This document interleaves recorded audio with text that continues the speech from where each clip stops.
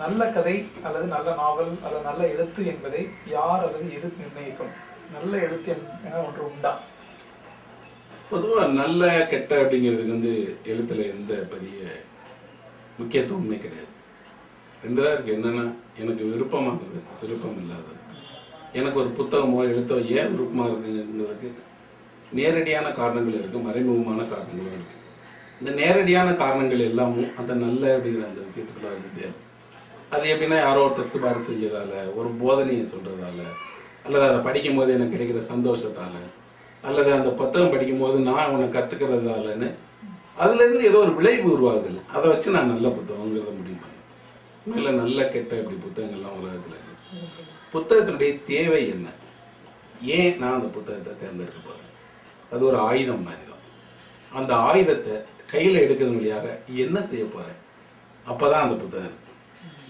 போரையில் ஒரு வரி வருது, எவ்வளோ பெரிய கத்தி எடுக்கிறோங்கிறது முக்கியம் இல்லை, இதயத்துக்கும் கத்தியோட நுணுக்கும் இடையில எவ்வளோ தூரம் இருக்குன்னு தான் முக்கியம். அதுதான் எல்லா புத்தகங்களுக்கும். ஒரு புத்தகத்துக்கும் நம்ம இதயத்துக்கும் இடையில எவ்வளோ தூரம் இருக்கு. நான் அதை வச்சு தான் அந்த புத்தகத்தை முடிவு பண்ணேன். அந்த புத்தகம் என்னுடைய இதயத்துக்கு ரொம்ப நெருக்கமாக, அது உள்ள கத்தி சொல்கிற மாதிரி எவ்வளோ ஆழமாக போய் எனக்குள்ள ஒரு வலியை வேதனை உருவாக்குதோ, அதுதான் அந்த புத்தகம் தான் என்னை உடனடியாக பாதிக்கும். சில புத்தகங்கள் இருக்குது, அது எப்படின்னா, புத்தகமாக அது நம்மளை சலனமே பண்ணாது. ஒரு மலையை பார்க்குற மாதிரி. பெரிய நாவல்கள், பெரிய இதிகாசங்கள்லாம் எப்படின்னா, ஒரு பிரம்மாண்டமான மலை மாதிரி. அது சத்தம் போடாது. மலைகள் ஒருபோதும் கைதட்டி கூப்பிடாது. தான் இருப்பிடத்திலேயே தான் தான் பிரம்மாண்டத்தை பற்றி அது சொல்லாது. நாம் அதை எப்படி எதிர்கொள்வது? மலையை நீங்கள் கண்களால் மட்டும் பார்த்து புரிஞ்சுக்கிட முடியுமா? முடியாது.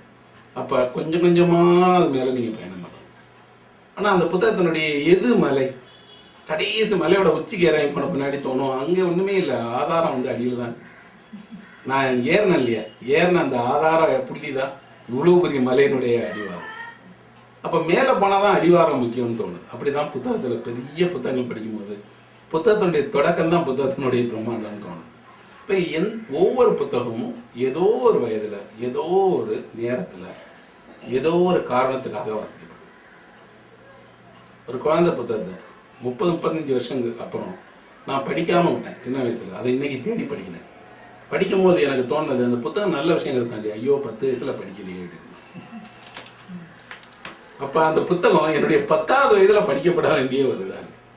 10 வயதில் ஒரு புத்தகத்தை படித்தேன். அந்த புத்தகம் எனக்கு புரியவே இல்லை. இது அது எவ்வளோ கடுமையாக இருக்குது, இதை எப்படி நான் புரிஞ்சுக்கிறது தெரியல. அதே புத்தகத்தை இன்னைக்கு படிக்கும்போது இருக்குது, என்ன இவ்வளோ எளிமையாக இருக்குது இந்த புத்தகம், ஒன்றும் இல்லையே. அப்போ புத்தகத்துக்கு தீர்மானிக்கிறதுல வயதுக்கு ஒரு முக்கிய நூல். இன்னொரு புத்தகத்தை படித்தேன். படிக்கும்போது அன்னைக்கு எனக்கு அது மேலே இருந்த பெரிய கிளர்ச்சியெல்லாம் அந்த புத்தகத்தினுடைய முக்கிய கதாநாயகன் அவன் செய்யக்கூடிய வேலைகள், அவனுக்கு நடந்த விஷயம்லாம் இன்னைக்கு படிக்கும்போது அவன் முக்கியமே இல்லை.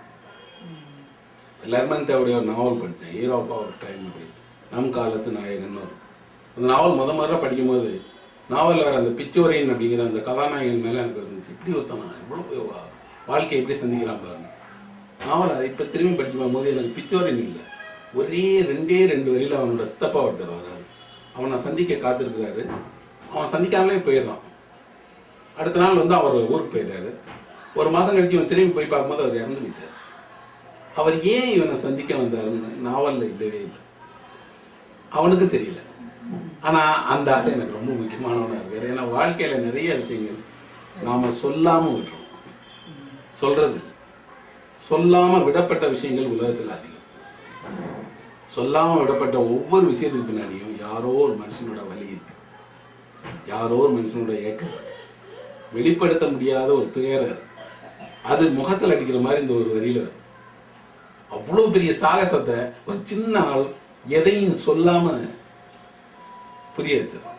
அப்ப இந்த மாதிரி ஒரு புத்தகத்தினுடைய இந்த இடம் புரியறதுக்கு ஒரு குறிப்பிட்ட வயது, அனுபவம், வாழ்க்கை எல்லாமும் தேவைப்படுது. இப்போ புத்தகத்திலேருந்து எதை வேணாலும் ஒரு மனுஷன் கற்றுக்கிட முடியும். பொதுவாக நல்ல புத்தகங்கள், கெட்ட புத்தகங்கள் தாண்டி என்ன இருக்குன்னா, ஏதோ ஒரு விஷயம் வாழ்க்கையை மலினப்படுத்துது, ஜனரஞ்சகப்படுத்துது. இன்னும் சொல்லப்போனால் அது நம்ம சிந்தனைகள் வழியாக போய் நமக்கு இருக்கக்கூடிய இயல்பான நம்ம சிந்தனை ஓட்டத்தை அது கரைப்படுத்து. அந்த விஷயங்களை தான் நான் புத்தகங்களில் ஒதுக்கணும்னு நினைக்கிறேன். அது எப்படி நடைமுறை மாதிரி தான், குப்பையோ அல்லது நம்ம காலில் நடந்து போகும்போது ஒட்டிக்கிடக்கூடிய ஏதோ ஒரு அழுக்கோ அல்லது ஏதோ ஒரு கழிவோ போல எழுத்துலையும் சொற்களுக்குள்ளேயும் இருக்கு. அதைத்தான் நம்ம கவனமாக ஒதுக்க வேண்டியது. மாறாக எல்லா நாவல் எழுத்து எல்லாமும் வெவ்வேறு உயரங்கள், வெவ்வேறு ஆழங்கள், எதிலிருந்து எதையும் படிக்கலாம். அப்புறம் துறை சார்ந்த புத்தகங்களை படிக்கிறது. இப்போ இலக்கியவாதிகள் இலக்கியம் தான் படிக்கணும்னு நான் சொல்லணும். எல்லாமும் இலக்கியம் தான். ஏன் கடிதம் ஒரு இலக்கியமா இல்லைன்னா அதிக கற்பனை தேவைப்படுது. அதிக கற்பனை தான் வந்து ஒரு நாவல் மாதிரி ஒரு கணிதத்தினுடைய சூத்திரத்தை படிக்க முடியும். ஏன்னா முழுவதும் கற்பனை. எழுத்தாளனுக்கு வந்து அந்த கற்பனையிலேருந்து ஒரு கதாபாத்திரம், நிகழ்ச்சிகள் எல்லாம் வேணும். இல்லைன்னா நான் வந்து ஒரு கடித புத்தகத்திலேருந்து என்னுடைய அறிவை கற்றுக்க முடியும், கதையாக படிக்க முடியும். நான் நிறைய பெரிய அறிஞர்கள் சொல்லக்கூடிய விஷயம் அதான் என்னன்னா, எல்லாத்துக்குள்ளேயும் ஒன்று தான் இருக்குங்கிறாங்க. அது இதுதான். அதில் புத்தகம் எந்த புத்தகம்னாலும் தேர்வு பண்ணி படிக்கலாம். நான் படிக்கிற புத்தகத்துக்கு நமக்கு என்ன உறவு, அது நம்மளை என்ன பண்ணுது, நம்ம எவ்வளோ அனுமதிக்கிறோம், எவ்வளோ நம்மளை மாற்றிக்கிறோம், அது எவ்வளோ தூரம் மாறுது. ஒரு புத்தகங்கள் திரும்பி திரும்பி படிக்கப்பட்டே இருக்கு. நான் சில புத்தகங்களை ஒரு 100 முறை 200 முறையெல்லாம் படிச்சிருக்கேன். அந்த ஒரு 100 200 முறை படிக்கிறதுக்கு காரணம், ஒவ்வொரு முறை படிக்கும் போது எங்கேருந்தோ படிக்கிறேன். ஏதோ ஒரு பக்கத்தை எடுக்கிறேன், ஏதோ ஒரு பக்கத்தில் விலகி வந்துடுறேன். அந்த 10 பக்கத்துக்குள்ள 20 பக்கத்துக்குள்ள அல்லது ஒரு 40 பக்கத்துக்குள்ள என்ன கிடைக்குது, உலகத்தை நான் எப்படி பார்க்கறதுங்கிறதுக்கான சில கட்டிங் பாயிண்ட். சில நேரங்களில் வந்து ரொம்ப நெருக்கமான ஒரு சின்ன காட்சி தேவைப்படும். அதுக்காக அந்த புத்தகத்தை திரும்பி திரும்பி பார்த்துட்டே இருக்கேன், படிச்சுட்டே இருக்கேன். அல்லது எங்கோ ஒரு இடத்துல அந்த குரல் கேட்க வேண்டியது, அந்த எழுத்தாளருடைய குரல் வேற ஒன்றுமே இருக்கு, அந்த குரலை கேட்கறதுக்காக அந்த பக்கத்தை எடுத்து படிக்கணும். இப்போ டாஸ்டாவ்ஸ்கி படிக்கிறேன், போர்ஹே படிக்கிறேன், ஷேக்ஸ்பியரை படிக்கிறேன்னா முக்கியமான காரணம் அவங்களுடைய அந்த ஒரு வரி வழியாக ஒரு ஏதோ ஒரு வெளிச்சம் ஒன்று கிடைக்கும். அந்த வெளிச்சம் தேவைப்படுது. அதுக்காக அவர்களை திரும்பி திரும்பி நம்ம படிச்சுட்டே இருக்கணும். அதனால் நல்ல கெட்ட புத்தகங்களை தாண்டி அந்த புத்தகத்துக்கு நமக்கு உறவு தான் ரொம்ப முக்கியம். எழுத்தாளர்களுக்கும் வாசகர்களுக்கும் இருக்கிற இடைவெளி எவ்வளவு? உண்மையில வாசகன் அப்படின்னு ஒருத்தன் உலகத்திலே கிடையாது. ஏன்னா அது வந்து இருக்கிறதுல ரொம்ப கற்பனையான ஒரு கதாபாத்திரம் யாருன்னு கேட்டால் வாசகன் தான். ஏன்னா எல்லாருக்கும் வாசகர் தான். எழுத்தாளர் வந்து யாரோ வேற ஒருத்தருக்கு வாசகர். இப்போ நான் ஏதோ ஒரு 100 எழுத்தாளர்களுக்கு வந்து ஒரு வாசகன், எனக்கு யாரோ ஒரு வாசகன் இல்லை. வாசகங்கிறது வந்து ஒரு கற்பனையான கதாபாத்திரம் நம்மளே உருவாக்கிக்கிட்ட, நமக்கே வேற ஒரு அடையாளம் சுட்டிக்கிட்ட, நம்மளை பிரித்து பார்த்துக்கிறதுக்கு உதவக்கூடிய ஒரு கற்பனைக்கு பேர் தான் வாசகன். உண்மையில வாசகன் யாரும் இல்லை. எழுதுறவன் எழுதாம இருக்கிறவன் 2 பேர் தான். எழுத விரும்புகிறவன் இருக்காங்க, அவன் வாசகனாவே இருக்கான். எழுதிட்டு இருக்கவன் எழுத்தாளனா இருக்கான். எழுத விரும்புகிறவன் எந்த நாளும் எழுத்தாளரா இல்லை. அதனால தான் போர்ஹே சொல்லுவாரு, ஷேக்ஸ்பியரை படித்த ஒவ்வொருத்தருமே ஷேக்ஸ்பியர் தான். ஏன்னா அவருக்கு ஷேக்ஸ்பியர் தெரியுது, ஷேக்ஸ்பியருடைய உலகம் புரியுது. அப்போ அவருக்குள்ளேயும் ஒரு ஷேக்ஸ்பியர் தானே இருக்கிறார். இந்த ஷேக்ஸ்பியர் வந்து வாசகனா இருக்கிறார், அந்த ஷேக்ஸ்பியர் எழுத்தாளராக இருக்கார். அப்போ எழுத விரும்புகிறவங்க இருக்காங்கல்ல, அவங்க உலகத்தில் அதிகம். அவங்கள தான் வாசகன்னு நான் நம்புகிறேன்.